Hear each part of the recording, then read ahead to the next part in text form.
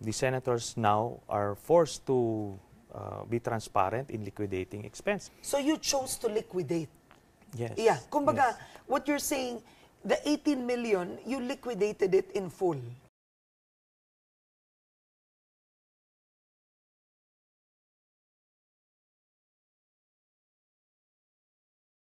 Well, I can introduce everyone, but for security reasons, I'd rather keep them in the background.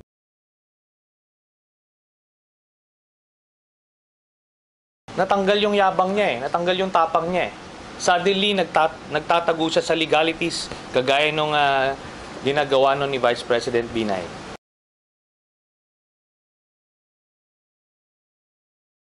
So yan, ang idea lang kasi natin kasi ng consultant is ito yung mga dalubhasa na talagang kailangan may PhD, gano'n, o abogado.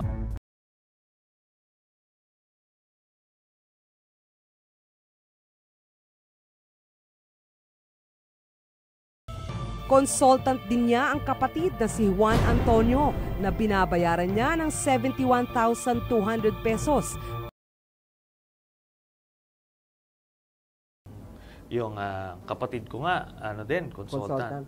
At maging ang mga campaign donors na sina Robert Fong at Fabian Go, binabayaran niya ng 80,000 piso kada buwan bilang consultant. Sina Fong at Go ay nag-donate ng tig-1,250,000 piso sa kampanya ni Trillanes noong 2013.